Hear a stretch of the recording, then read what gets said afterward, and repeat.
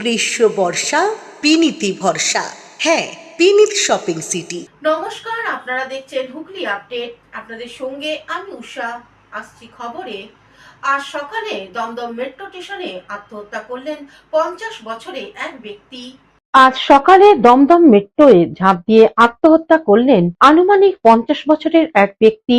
ঘটনাস্থলে ওই ব্যক্তির মৃত্যু হয়। তার ফলে বেশ কিছুক্ষণ মেট্রো পরিষেবা বন্ধ থাকে।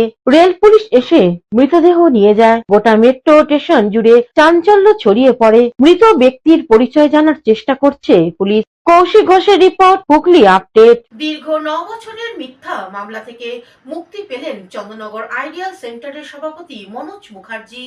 আজ থেকে প্রায় 9 বছর আগে একটি মিথ্যা মামলায় অভিযুক্ত হয়েছিলেন বিশিষ্ট সমাজসেবী চন্দননগর আইডিয়াল সেন্টারের সভাপতি মনোজ মুখার্জি। তিনি বেকসুর খালাস পেলেন চন্দননগর মহকুমা আদালত থেকে। তার এই বেকসুর খালাসের খবরে তার পরিবারের আনন্দের ছবি ধরা পড়ল আমাদের ক্যামেরায়। গত 2017 সালে 20 জুন চন্দননগর পৌর নিগমের 2 নম্বর ওয়ার্ডের অন্তর্গত সুরেরপুকুর অঞ্চলের বাসিন্দা শঙ্কর রায় কোনো এক ঘটনায় আহত হন। এই ঘটনাকে কেন্দ্র করে প্রায় 4 মাস বাদ তিনি চন্দননগর থানায় 13 সেপ্টেম্বর 2017 তারিখে মনোজ মুখার্জি নামে এফআইআর করেন এবং এই এফআইআর এর প্রেক্ষিতে মনোজ মুখার্জি গ্রেপ্তার হন। 18 দিন কারাবাসের পর তার মুক্তি হলেও এতদিন পর্যন্ত সেই মামলাটি চলছিল।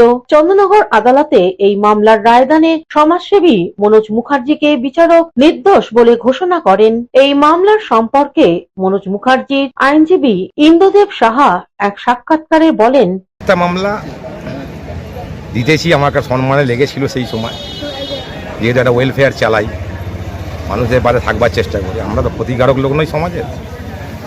সেটা প্রমাণের সময় ছিল। যতদিন প্রমাণ পাবো না হচ্ছিল আমি নির্দোষ, ততদিন তো আর নিজের বড়াই করে বলা যায় না। আমার ভারতবর্ষের আইনি ব্যবস্থার উপর পূর্ণ মর্যাদা এবং ভারতবর্ষে যে লোকে বলে যে আইন এত দেরি হয়, আজকে যে দীর্ঘমেয়াদী আইনের প্রক্রিয়া যে চলল, আমি সমগ্র যত ভারতবর্ষের সংবিধানে যে আইন আছে তাকে মান্যতা এবং সম্মানজনক দিয়ে বলছি। এ না হলে হয়তো খুব তাড়াতাড়ি মামলা শেষ হলে হয়তো আমার সাজা হয়ে যেত। কিন্তু জজ সাহেব উনি দেখেছেন যে মামলাটা কোন দিকে যাচ্ছে কী যাচ্ছে, সেইভাবে দেখে উনি সময় নিয়েই মামলাটা বিচার করেছেন।